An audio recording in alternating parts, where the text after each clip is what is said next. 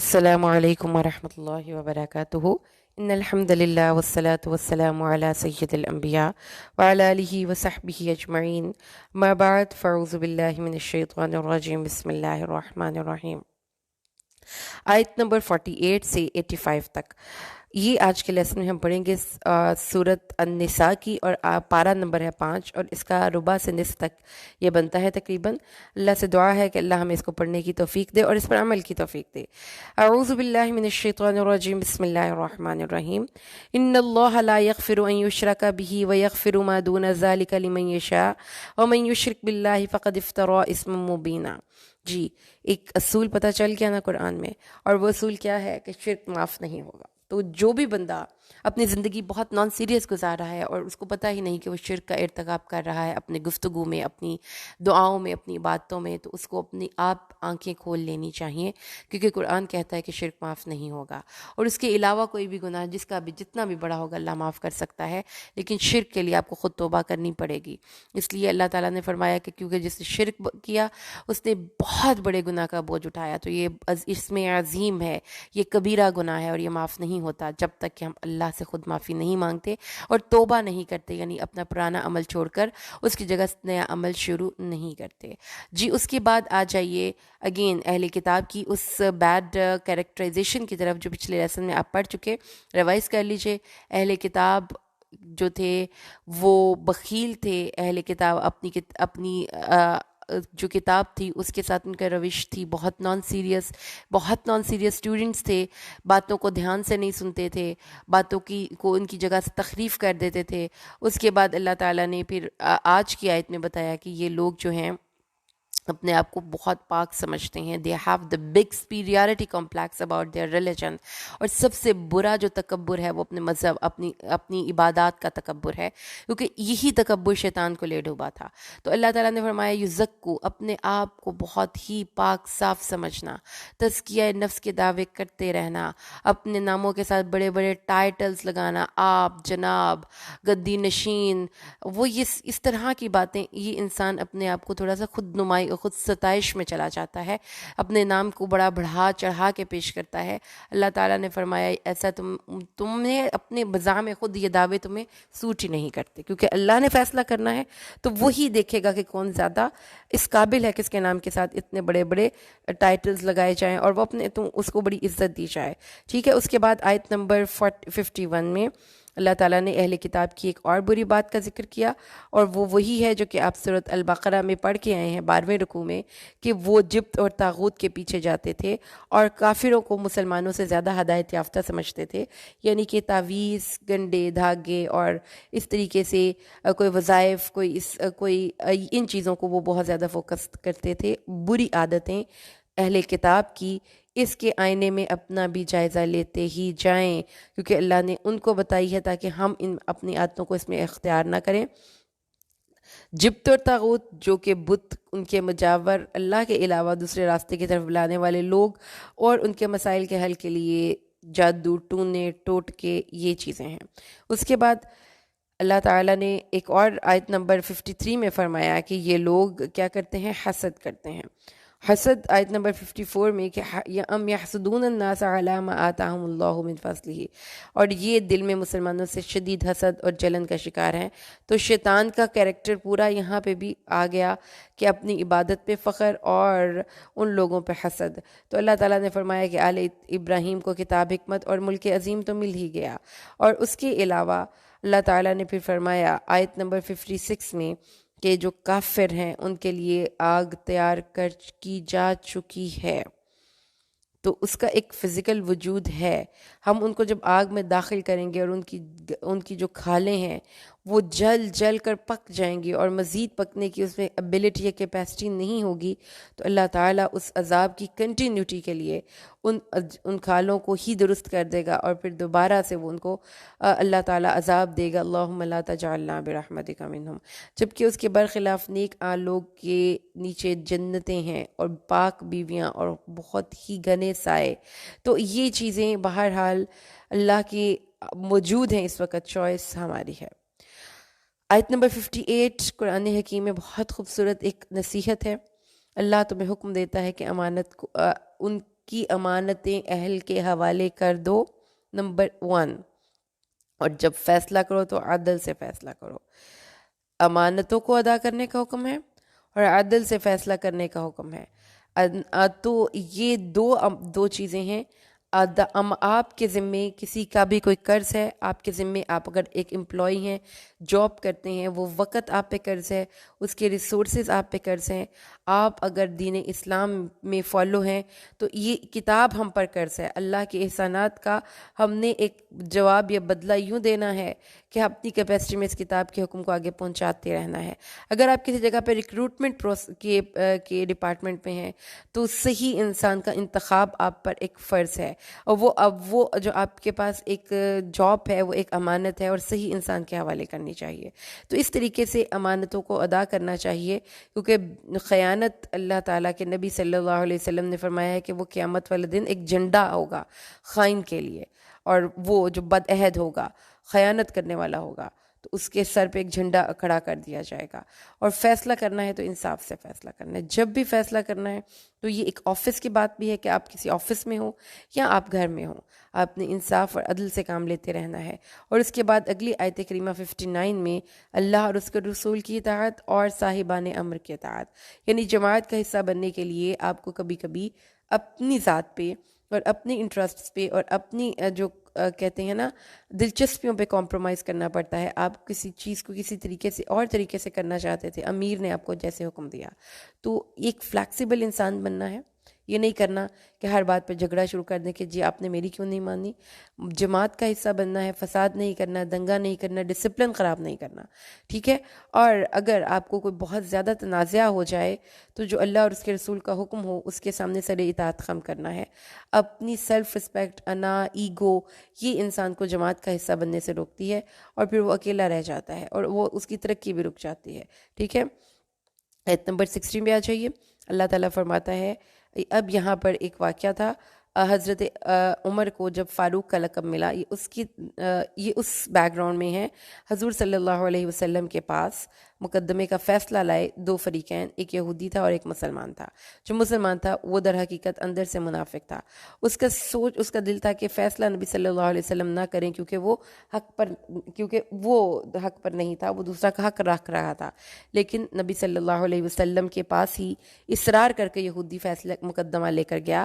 اللہ کے نبی نے ساری بات سنی، یہودی کے حق میں فیصلہ دے دیا۔ تو جو مسلمان تھا اس نے سوچا کہ ایک دفعہ ہم عمر فاروق کے پاس بھی جا کر فیصلہ کروا لیتے ہیں۔ حضرت عمر کے پاس گئے تو یہودی نے پہلے ہی بتا دیا کہ اس مقدمے کا فیصلہ نبی صلی اللہ علیہ وسلم میرے حق میں پہلے کر چکے ہیں۔ حضرت عمر نے جا کر اس منافق کی گردن اڑا دی۔ تو یہ اس کانٹیکس میں آیتیں نازل ہوئی ہیں کہ آیت نمبر 60 اور 61 اور اس کے بعد 62 اور 63۔ تو اللہ تعالیٰ نے فرمایا کہ کچھ لوگ ایسے تھے جو کہ آپ زبانی کلامی ایمان کا اظہار کرتے ہیں، لیکن دل میں یہ چاہتے ہیں کہ وہ طاغوت یعنی کہ یہودیوں کو اور ان لوگوں کو اپنا رہنما اور لیڈر بنا لیں۔ تو یہ ایک ضروری شرط ہے ایمان کے دعوے داروں کے لیے کہ رسول صلی اللہ علیہ وسلم کے ہر حکم پہ سر اطاعت خم کرنا ہے، خواہ وہ ان کو پسند ہو یا وہ ناپسند ہو۔ تو جب حضرت عمر نے اس کو مار دیا تو اب اس کی فیملی کے لوگ، اس کے قبیلے کے لوگ قصاص کے لیے آئے اور تھوڑا سا اپولوجیٹک ہو کر یعنی کہ معاملے کو سلجھانے کی کوشش کرنے لگے کہ ہم تو اس لیے، وہ تو ہمارا بھائی تو اس لیے ادھر گیا تھا کہ وہ چاہتا تھا کہ سب کمیونٹی میں آپس میں احسان ہو، توفیق ہو، ہم کوئی معاشرے میں بگاڑ تھوڑی نہ پیدا کرنا چاہتے تھے۔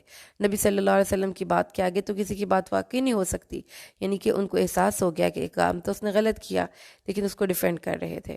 تو اللہ تعالیٰ نے بتایا کہ جو اللہ کے نبی صلی اللہ علیہ وسلم کے فیصلے کو چھوڑ دیتا ہے اور اس کے بنا کسی اور کے فیصلے کی طرف پلٹ جاتا ہے، چلا جاتا ہے، تو اللہ تعالیٰ نے ان کے دلوں کی حالت یعنی کہ ان کے ایمان کو دیکھ لیا، ان کا ایمان ہے ہی نہیں در حقیقت۔ تو اے نبی، اس لیے آپ سے ہم نصیحت کرتے ہیں کہ ایسے لوگوں سے اعراض کیجئے، ٹھیک ہے پیاری بہنوں؟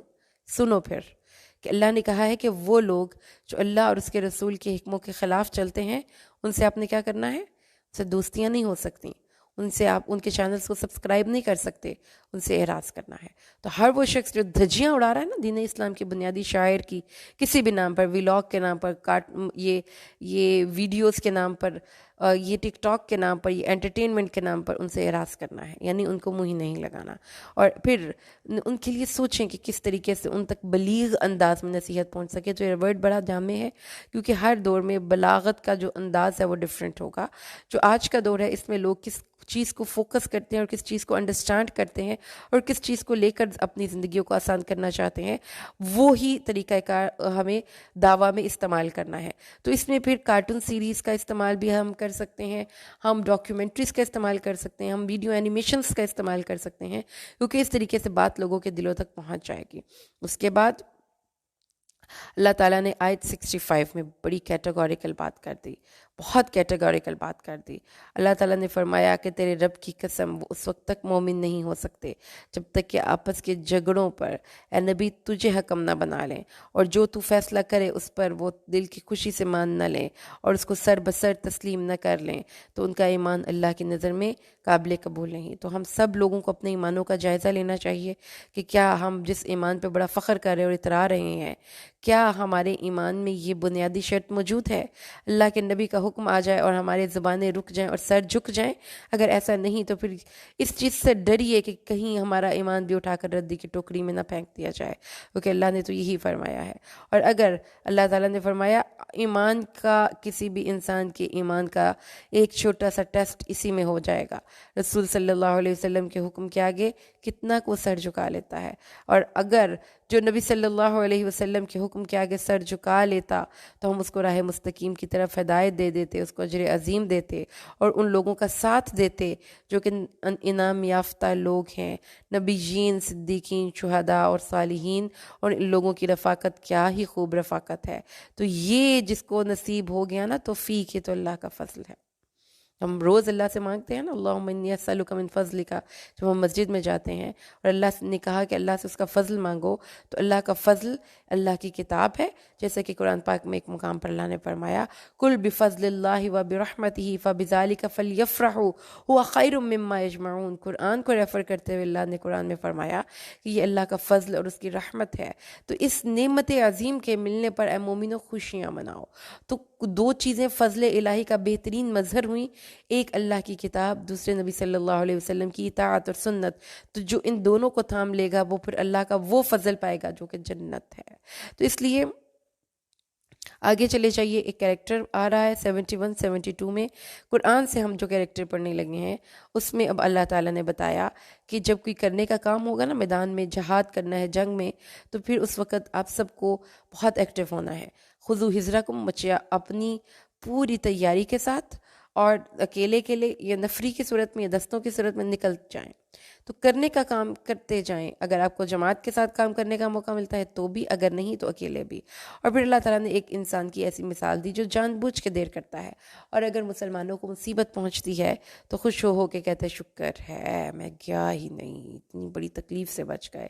اور اگر مسلمانوں کو کوئی فتح مل جاتی ہے تو پھر بڑا پچھتاتا ہے، اوئے ہوئے بڑا موقع مس کیا۔ تو اللہ تعالیٰ نے یہ کیسے لوگ ہیں؟ ابن الوقت اور اپنا ہی فائدہ ڈھونڈنے والے لوگ۔ اللہ تعالیٰ نے فرمایا ہے ایسے لوگ بھی ہوتے ہیں۔ تو اللہ تعالیٰ پھر مسلمانوں کو ریکمینڈ کر رہا ہے کہ ان لوگوں کی ان چیزوں کی پرواہ نہ کریں، آپ اللہ کے راستے میں ان لوگوں سے جہاد کریں، قتال کریں جو دنیا کی زندگی آخرت کے مقابلے میں خرید چکے، یعنی دنیا کو پریفر کر چکے۔ اور اللہ تعالیٰ نے فرمایا ہے کہ جہاد کا وجوب آگے آ جاتا ہے کہ کیوں جہاد فرض ہے۔ ایک وجہ اس کی یہ ہے کہ آپ نے انسانیت کے نام پر اور ہیومن رائٹس کے لیے جو ہے فائٹ کرنی ہے، لیکن اس کے لیے آپ نے جب فائٹ کرنی ہے تو آپ نے اپنی گورنمنٹ کے انڈر رہ کے فائٹ کرنی ہے، اولی الامر کی اطاعت کر کے فائٹ کرنی ہے۔ کوئی بھی مسلمان 2 4 5 6 جتھا بنا کر اپنے طور پر لڑائیاں شروع نہیں کر سکتے۔ ہاں، جو غیر مسلموں کے ملک میں پھنسے ہوئے مسلمان ہیں ان کی ہیلپ کے لیے بھی جہاد کیا جا سکتا ہے، اور اس کی جو وجوب ہے یا جو اس کا استدلال ہے وہ سورۃ نساء کی آیت نمبر 75 سے کیا جا سکتا ہے کہ وہ لوگ جو ظالموں کے ملک میں پھنس گئے ہیں، ناتوان کمزور عورتیں اور بچے، ان کی ہیلپ کرو، جا کر ان کے لیے جہاد کرو۔ اور اللہ تعالیٰ نے فرمایا کہ جو مومن ہے تو وہ اللہ کے راستے میں لڑائی کرتا ہے، شہادت ہے مطلوب و مقصود مومن، نہ مال غنیمت نہ کشور کچائی۔ اور جو کافر ہوتے ہیں وہ وہ طاغوت کے راستے میں لڑتے ہیں. تو طاغوت یعنی کہ بت، شیطان، اللہ سے روکنے والے لوگ، یہ جتنے مرضی مکر کر لیں ان کے مگر کمزور ہی رہیں گے، اس لیے ان سے لڑائی کرتے رہو. اس کے بعد آیت نمبر 77 میں اللہ تعالیٰ نے فرمایا کہ کچھ لوگ ایسے تھے کہ وہ یہ کہتے تھے کہ نماز اپنے ہاتھ جہاد سے روک لو، نماز پڑھو، زکوٰۃ دو اور باقی اس طرح کے نیکی کے چھوٹے چھوٹے چیریٹی کے کام کرو. لڑائی کرنے کا کیا فائدہ ہے بھائی، سوسائٹی میں ایم ہی آپ فساد مچاتے ہیں. اور جب ان پہ لڑائی فرض ہو جاتی ہے تو پھر وہ ایسی باتیں کرتے ہیں، مسلط کر دی جاتی ہے کہ دوسروں کا مورائل بھی ڈاؤن کرتے ہیں، اپنا تو ان کا پہلے ہی ڈاؤن ہوتا ہے.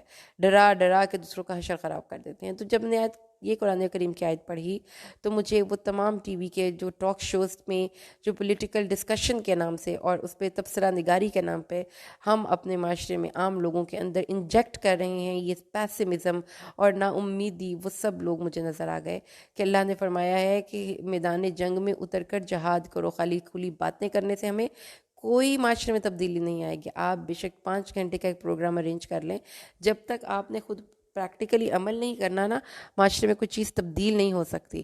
تو اللہ تعالیٰ نے فرمایا ہے کہ تم دنیا کا فائدہ تھوڑا ہے، کچھ کر کے دکھاؤ. تو man of action and not of deeds. آپ کو مین آف ایکشن ہونا ہے، مین آف ڈیڈس نہیں ہونا. صرف باتیں کرنی ہے، صرف باتیں نہیں کرنی بلکہ کام کر کے دکھانا ہے. کیونکہ اللہ تعالیٰ نے اسے اگلی آیت 78 میں فرمایا تم جہاں کہیں بھی ہوگے موت تو تمہیں آ ہی لے گی، اگرچہ تم بہت بڑے بڑے برجوں میں قید ہو. اور اگر تمہیں کوئی اچھائی پہنچتی ہے تو ان کو برائی لگتی ہے، اور اگر تمہیں کوئی برائی پہنچتی ہے تو وہ خوش ہوتے ہیں.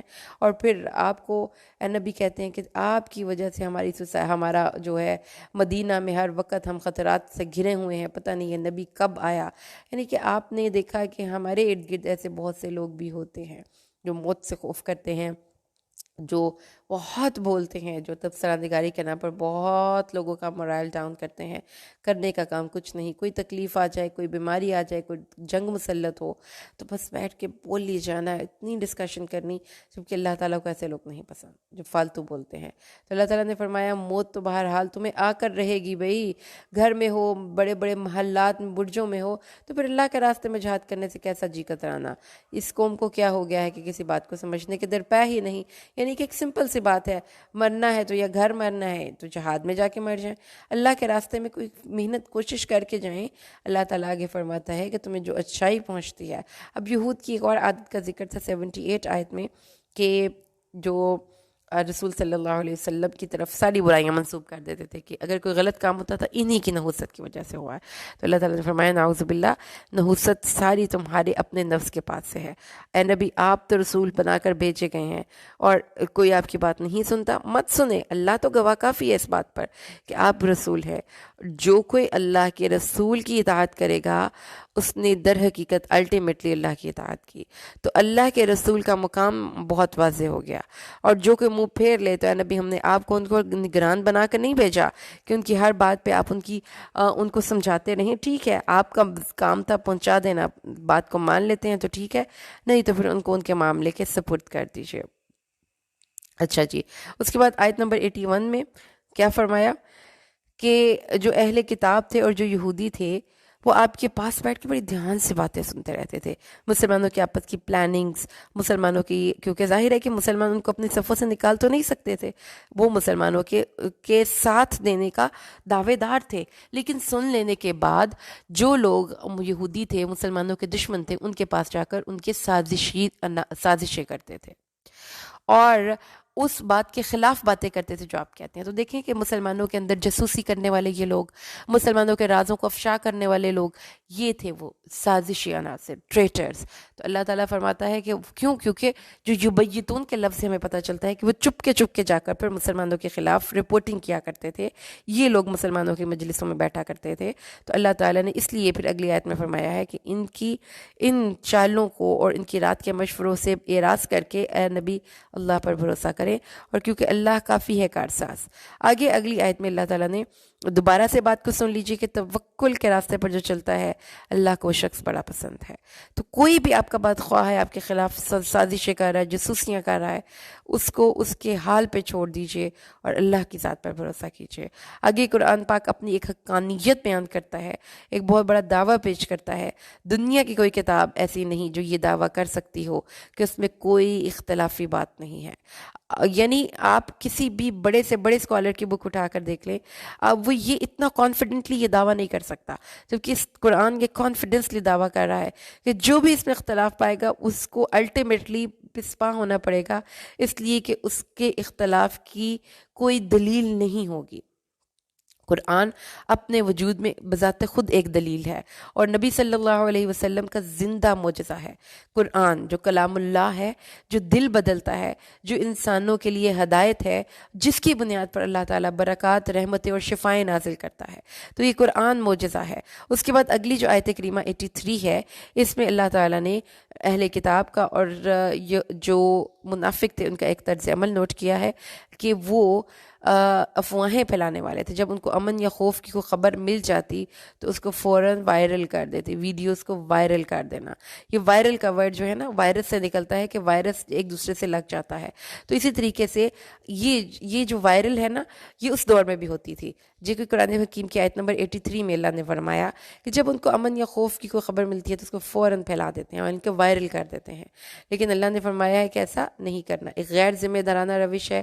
خبر، اور خاص طور پہ خبر کے حوالے سے، انفارمیشن پاس کرنے کے حوالے سے، یہ قرآن حکیم میں بہت ہی ایک جامع آیت ہے جس میں کہ اللہ نے فرمایا کہ عام لوگوں کو خبروں کو نہ صرف بنا تحقیق کیے آگے نہیں پہنچانا چاہیے، اور ہر کمیونٹی میں ایک خبر پہنچانے کے لیے باقاعدہ ایک ونگ ہونا چاہیے جو کہ تھرو پراپر چینل لوگوں کو خبریں پہنچائے۔ جیسے کہ مسلمان اس وقت اب جنگوں میں جا رہے تھے تو کبھی کوئی فتح کی خبر آ رہی ہے، کبھی کوئی شکست کی، تو بنا تحقیق کیے یہ اس کو آگے پہنچا رہے تھے۔ اللہ نے فرمایا ایسا نہ کرتے۔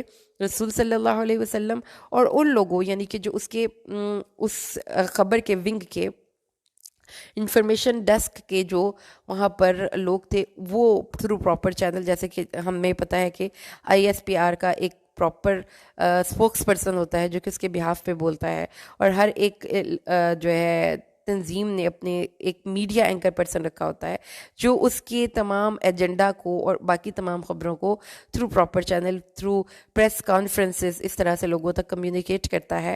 تو اللہ تعالیٰ نے فرمایا ہاں یہ ٹھیک طریقہ کار ہے، لیکن اس کے برخلاف ہر بندہ جو ہے اپنے طور پر مبصر نہ بن جائے اور ہر بندہ اپنے طور پر رپورٹر نہ بن جائے، ٹھیک ہے؟ تو یہ اللہ تعالیٰ نے یہاں پہ ریکمنڈ کیا۔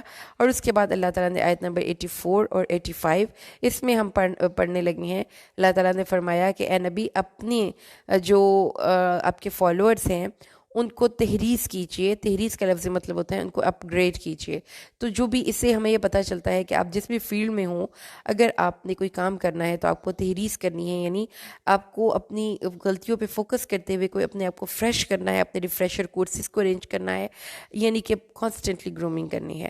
اس میں اللہ تعالیٰ نے فرمایا نبی، مومنوں کو قتال کے لیے لڑائی کی ترغیب دیجیے اور ان کی تحریض کیجیے، یعنی کہ ان کے حساب سے، ان کی ایبیلٹیز کے حساب سے ان کو ٹاسک اسائن کرنے سے پہلے ان کو پراپرلی ٹرینڈ کر دیجیے۔ تو اس میں فوجی ٹریننگ کا بھی اثر آ جاتا ہے، یعنی مسلمانوں کی فوجی ٹریننگ ہونی چاہیے۔ اور اگر آپ نے ایک تنظیم سازی کر رہے ہیں تو جو آپ کے ساتھ آپ کی ٹیم ہے اس کو پراپرلی ٹرینڈ ہونا چاہیے، اگر نہیں ہے تو اس کے لیے پھر وہ ارینجمنٹ کرنا اس لیڈر کی ذمہ داری ہے۔ اور اللہ تعالیٰ فرماتا ہے کہ کافروں کا زور اللہ جلدی توڑ دے گا، آپ اس چیز کی فکر نہ کریں، لیکن ابھی آپ لوگوں نے کرنا کیا ہے، do not come in the battle field unprepared. آپ نے اپنی سائٹ پہ کام کرنا ہے اور جس کی جو کمی ہے۔ تو یہ بہت ہی خوبصورت اصول مجھے پتہ چلا، کیونکہ خود بھی میں ایک ٹیچر ہوں، کہ جب بھی آپ نے کسی کو امپروو کرنا ہے نا بحیثیت ایک لیڈر، تو اس کو اوور آل آپ نے ٹاسک میں دینا کہ آپ صحیح کام نہیں کر رہے، آپ نے اس کو ایررز انالیسس کر کے اس کی غلطیوں پہ فوکس کروانا ہے۔ جب اس کی غلطیاں صحیح ہو جائیں گی تو اس کے کام میں بہتری آئے گی، نکھار آئے گا۔ اگلی آیت کریمہ 85 اور 86 اللہ تعالیٰ فرماتا ہے 85 میں کہ جو کوئی اچھی سفارش کرے گا تو اس کو اس میں سے اس کا حصہ ملے گا، اور جو کوئی بری سفارش کرے گا اس کو اس میں سے اس کا بھی حصہ ملے گا۔ تو سفارش کرنا قرآن سے یہاں سے ثابت ہو گیا، لیکن یہ کہ سفارش اچھی کرنی چاہیے، کسی کی اچھائی اور بھلائی کے لیے سفارش کرنی چاہیے، اس کو کسی اچھے مقام تک پہنچانے کے لیے سفارش کرنی چاہیے۔